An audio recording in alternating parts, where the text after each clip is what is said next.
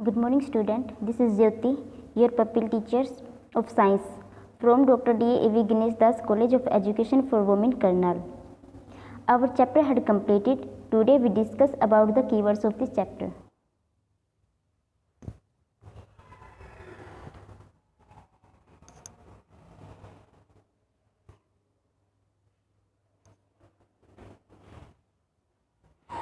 First keyword is the electrical bell. What is the electric bell? It is a device which produces sound when an electric current flow through its coils. एक इस type की device है जब इसमें से electric current को पास किया जाता है तो ये साउंड को प्रोड्यूस करती है, जो नॉर्मली क्या होता है हाउसेज में यूज़ किया जाता है. Then second is the electric fuse. What is the electric fuse? Electric fuse क्या होता है? ये भी एक सेफ्टी डिवाइस होती है use to limit electric current in an electric circuit. जो इलेक्ट्रिक सर्किट में जो एक लिमिट से ज़्यादा करंट अगर किसी सर्किट में फ्लो करता है तो उससे ये प्रोटेक्शन करते हैं डिवाइसेस की या इलेक्ट्रिक अप्लायंसेस की, होती है इलेक्ट्रिक फ्यूज. उसके बाद आ जाता है electromagnet. A temporary magnet that runs on electricity. जो इलेक्ट्रिसिटी की हेल्प से बनाई जाती है ये होती है electromagnet.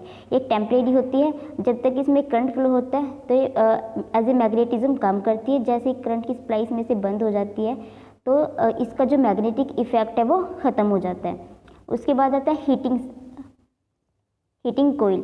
N appropriate wire loop usually wound in a spiral form. एक स्पाइरल फॉर्म में जो यूज की जाती है हीटिंग कोयल्स, जितने भी हमारे हीटर के डिवाइसेस होते हैं, हीटिंग वाले डिवाइसेस होते हैं, उनमें ये यूज की जाती है, वो होते हैं हीटिंग कोयल. जो मोस्टली हम इसको यूज करते हैं हीटिंग कोयल्स की फॉर्म में जिसको यूज करते हैं वो होते हैं नाइक्रोम. नाइक्रोम क्या होता है? नाइक्रोम एक एलॉय है जो निकल और क्रोमियम की बनी हुई होती है. उसके बाद आ जाता है heating effect of the electric current. Production of heat in a wire और coil due to the flow of the electric current is called the heating effect of the electric current. जब किसी वायर में से electricity को पास किया जाता है तो वो वायर क्या होता है इलेक्ट्रिसिटी की वजह से हीट हो जाती है, जिसको बोलते हैं heating effect of the electric current. Then next is the magnetic effect of the electric current. Electricity की हेल्प से जो मैग्नेटिज्म प्रोड्यूस किया जाता है किसी सब्सटेंस में, किसी डिवाइस में, उसको बोलते हैं magnetic effect of the electric current. The display of the behaviour property similar to that of the magnet by a current carrying wire. जिस वायर में से करंट को पास किया जाता है तो वो वायर क्या करते हैं, बिल्कुल मैग्नेट की तरह बिहेव करना स्टार्ट कर देती है. ऐसा क्यों होता है? ऐसा magnetic effect of electric current की वजह से होता है. उसके बाद आ जाता है एमसीबी. एमसीबी क्या होता है? मिनिएचर सर्किट ब्रेकर, जो आजकल क्या इलेक्ट्रिक फ्यूज की जगह पे यूज किया जाता है. उसके बाद है नाइक्रोम. नाइक्रोम के ये हमने पहले भी पढ़ लिया. नाइक्रोम एक एलॉय है that is made by the निकल एंड द क्रोमियम. इसको क्या करते हैं? इसको हीटिंग कोयल्स की फॉर्म में हम यूज करते हैं. क्यों? क्योंकि एक तो इसका जो रेजिस्टेंस है वो बहुत ज़्यादा होता है, ये हीटिंग इफेक्ट भी इसका अच्छा होता है, मेल्टिंग पॉइंट भी इसका बहुत ज़्यादा हाई होता है. उसके बाद हो जाता है ओवरलोडिंग. ओवरलोडिंग क्या होता है? Connection of more than one device. जब हम किसी एक सिंगल सर्किट से एक से ज़्यादा डिवाइसेस को कनेक्ट कर देते हैं तो उसको बोलते हैं ओवरलोडिंग. उसके बाद हो जाता है शॉर्ट सर्किट. शॉर्ट सर्किट क्या होता है? जब विदाउट इंसुलेटिंग वायर आपस में टच हो जाती है तो क्या होता है? फायरिंग हो जाती है, उसको बोलते हैं शॉर्ट सर्किट. देन आ जाता है when an electric current pass through wire it gets heated up. This is known, ये यू मस्ट नो, ये हमने सारा चैप्टर में पढ़ लिया. उसके बाद हमारे अगले क्वेश्चन आ जाते हैं, इनके बारे में हम डिस्कस कर लेते हैं. First is the fill in the blanks. When current is switch on an electric fan convert dash energy to dash. क्या करता है? जब स्विच ऑन होता है तो जब हमारा इलेक्ट्रिक फैन होता है वो इलेक्ट्रिकल एनर्जी को मैकेनिकल एनर्जी में चेंज करता है. Second, when current is switch on a room heater it convert. Room heater क्या करता है? रूम हीटर इलेक्ट्रिक एनर्जी को हीटिंग एनर्जी में कन्वर्ट करता है. उसके बाद अगला आता है we prepare a wire of dash for making the heating element. Heating element को बनाने के लिए हम किस वायर को प्रीफर करते हैं? किसको मोस्टली यूज किया जाता होता था? नाइक्रोम की वायर को यूज किया जाता है जो कि एक एलॉय है. उसके बाद आ जाता है ए safety device based on the heating effect of current is. कौन सी सेफ्टी डिवाइस यूज करता है? Electric fuse. उसके बाद जाते हैं electromagnetic should show rapid dash when the current is switch dash. क्या होता है? इलेक्ट्रोमैग्नेटिक को बड़ा रैपिडली मैग्नेटिज्म शो करना चाहिए जब करंट जैसे स्विच ऑन हो. जैसे ही करंट का स्विच ऑन करते हैं हम तो इलेक्ट्रोमैग्नेट एक अच्छा वही माना जाता है जो रैपिडली मैग्नेटिज्म को शो करे, और जैसे ही करंट का स्विच ऑफ कर देते हैं मैग्नेटिज्म उसमें से खत्म हो जाए.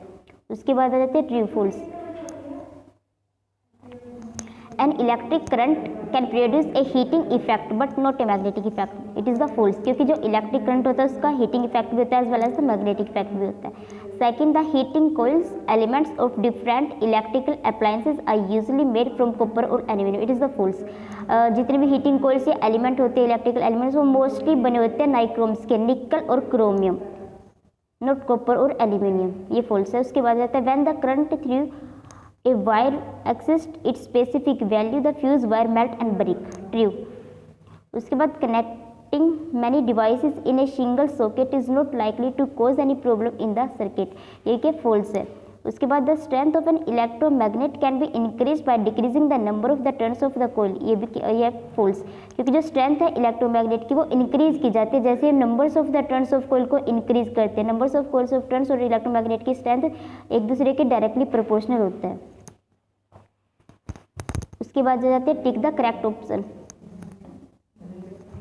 When electric current flow through a filament of electric bulb, the filament gives up, क्या देता है जब इलेक्ट्रिक करंट को हम एक फिलामेंट्स में एक इलेक्ट्रिक बल्ब के फिलामेंट्स में पास करते हैं तो क्या देता है, वो हीट एनर्जी भी देता है as well as the light energy भी देता है, तो c is the correct option.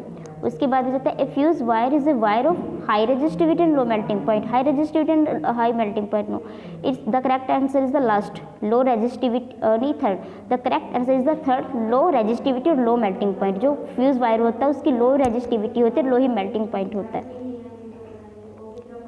उसके बाद आता है we are more likely to observe a strong magnetic effect with a current carrying straight wire, current carrying circular coil of many turns bound on a soft iron core, current carrying coil of many circular turns, current carrying circular coil of a single turns.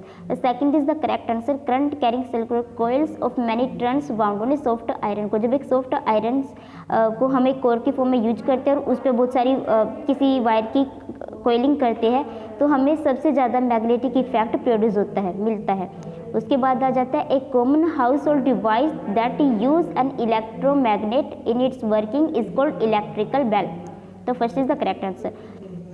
Next है a good electromagnetic would, एक अच्छा electromagnet हम किसको मानते हैं, act like a magnet when the current is on, जो इस तरीके से बिहेव करता है कि जब करंट ऑन है तो एक मैग्नेट की तरह बिहेव करता है, जब करंट ऑफ है तो वो मैग्नेट की तरह बिहेव नहीं करता, तो first answer is the correct answer. हम एक अच्छा इलेक्ट्रोमैग्नेट उसी को मानते हैं जो अगर स्विच ऑन हो तो मैग्नेट की तरह बिहेव करता है, जो स्विच ऑफ हो तो मैग्नेट की तरह बिहेव नहीं करता। आज हम इतने ही डिस्कस करेंगे, बाकी कल के लेक्चर में करेंगे। Thank you and have a nice day.